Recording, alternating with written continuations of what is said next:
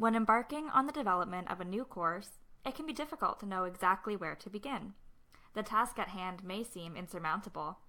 And this is where instructional design models come into play, to set off on a logical course of action for planning and executing a learning solution.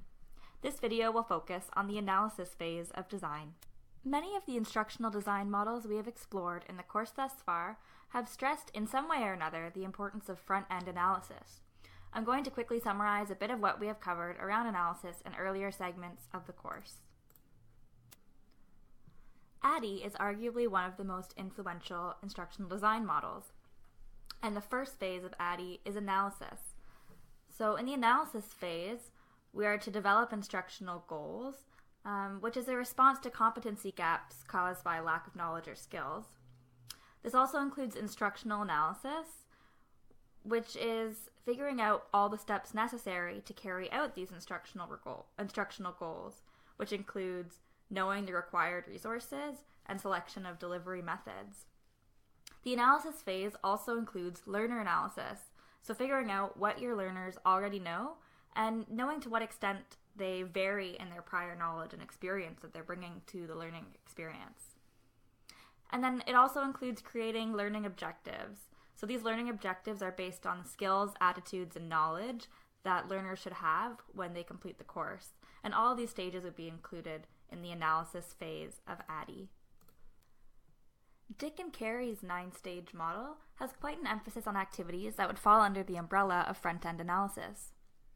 The first 4 stages of Dick and Carey's model are, firstly, identifying goals and objectives, and this is what learners should be able to do following instruction.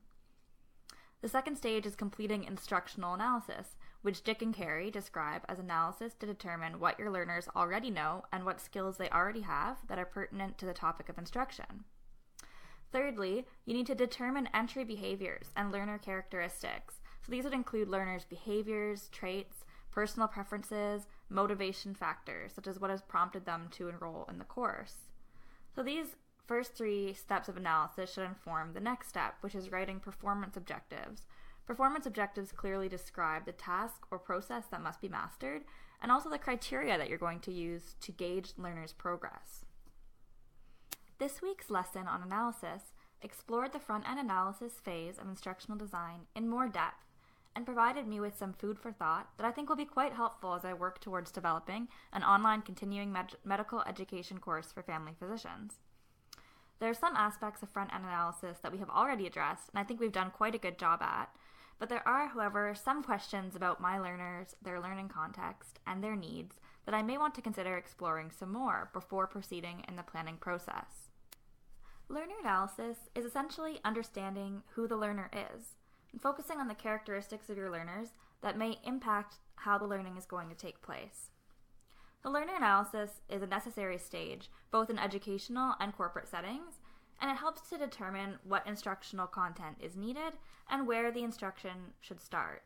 So there's some key questions that you should be asking about your learners in this phase of learner analysis, and the answers to these questions should have implications for the way that you develop the training. So essentially, you need to know who your students are. My course will be developed for family physicians, but it may also be taken by other professional groups that work with patients in the areas of sexual health, substance use, and sexually transmitted and blood-borne infections, which could include nurses, OBGYNs, or social workers.